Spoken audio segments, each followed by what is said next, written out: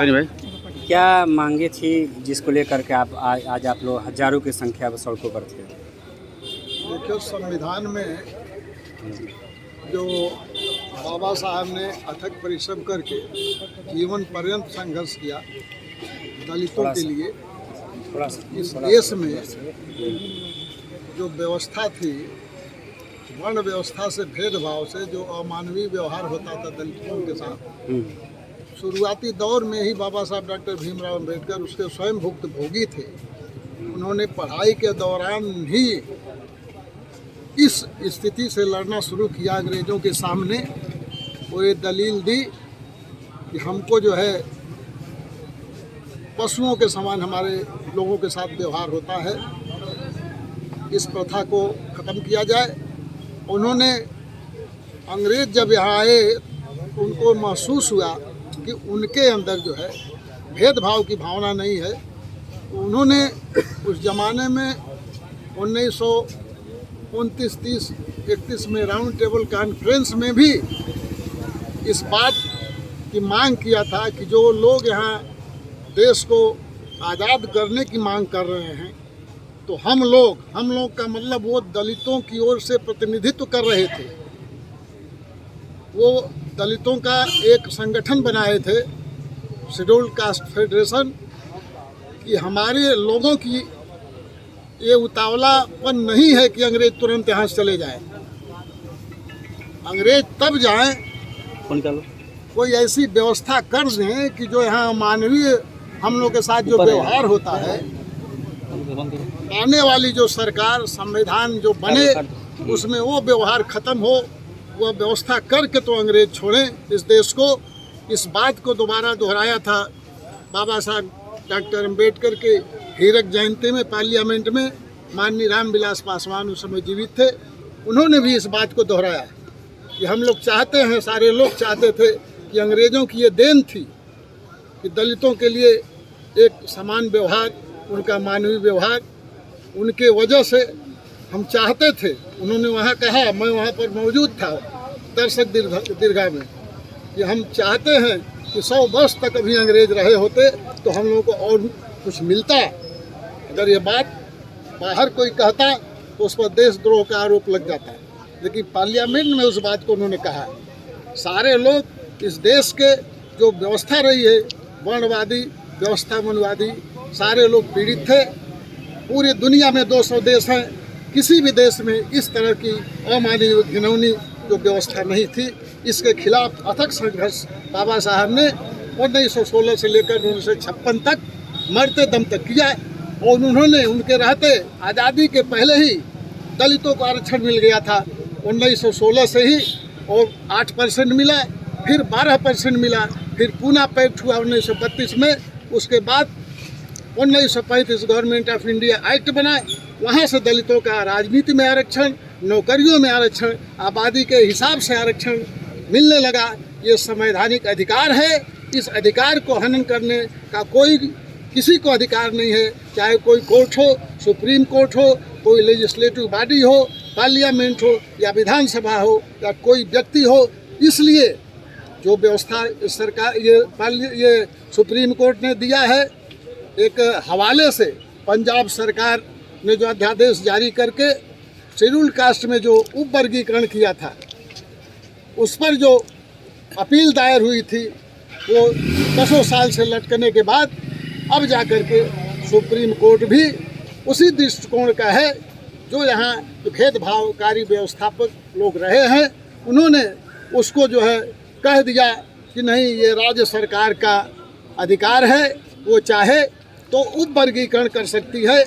इस तरह से उप वर्गीकरण करके जो दलितों का अधिकार मिला हुआ है वो जो है छिन्न भिन्न करने की बात हो रही है। और वर्तमान सरकार है, उसकी जो पार्टी है, वो पार्टी वही मनुवादी लोगों की बनाई हुई पार्टी है।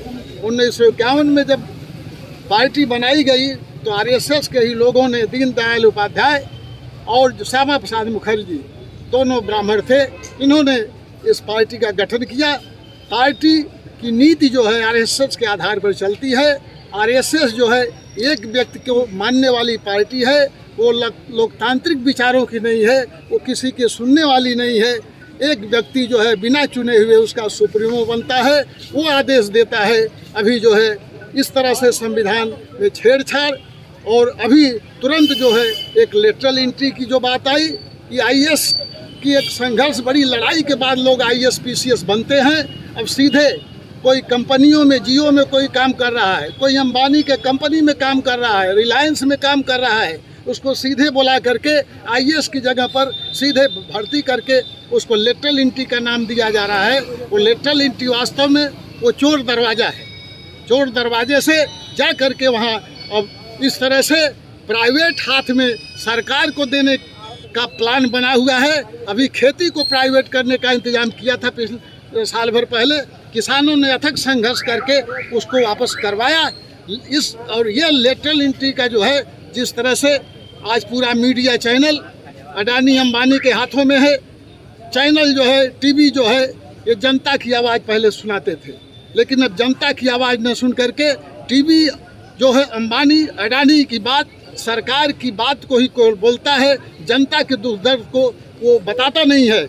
उसी तरह से अब जो है सरकार भी संविदा पर, तो ये जो आउटसोर्सिंग के आधार पर सरकार चलाने का प्लान है, कि भिन्न भिन्न कंपनियों के जो बहुत ही पुराने लोग हैं, टेक्निकल लोग हैं, प्राइवेट लोगों के हाथों में देने का। अब संयुक्त सचिव, जॉइंट सेक्रेटरी या डायरेक्टर या उप सचिव प्राइवेट कंपनियों का आकर के जब बैठेगा तो क्या हुआ? सरकार मतलब ये जो है, ये आउटसोर्सिंग के आधार पर सरकार को भी चलाने की बात हो रही है।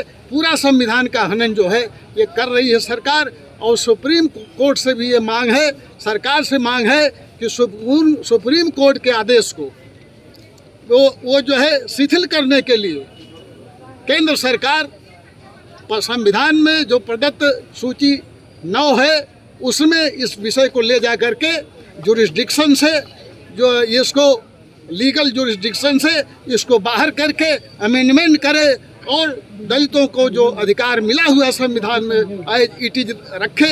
यही हमारी सरकार से मांग है, और उसी लिए धरना है। प्रशासन से मांग किया गया है कि ये इस बात को सरकार तक, राष्ट्रपति तक पहुंचाएं और दलितों के अधिकारों की रक्षा की जाए, जो संविधान में बाबा साहब ने अथक परिश्रम, जीवन पर्यंत संघर्ष करके दिया है। इन्हीं शब्दों के साथ सबको मैं नमस्कार करते हैं, जय भीम करते हुए अपनी बात समाप्त। हजारों की संख्या में आप लोगों ने जबरदस्त विरोध प्रदर्शन करके सरकार को आप लोगों ने दिखा दिया कि आपकी ताकत क्या है। लेकिन जनता प्रदर्शन करती है अपने हकों हितों के लिए, तो सरकार का काम क्या है? सरकार किस लिए बनती है? कानून किस लिए बनाए जाते हैं?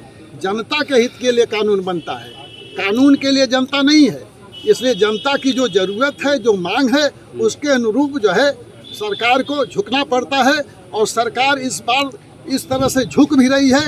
आपको अभी हफ्तों 10 दिन हुआ, 2 बिल पेश हुए आपके संबंध में। आप जो प्राइवेट चैनल चला रहे हैं, यूट्यूब चला रहे हैं, आपको भी रोकने के लिए ब्रॉडकास्टिंग बिल लाया गया था।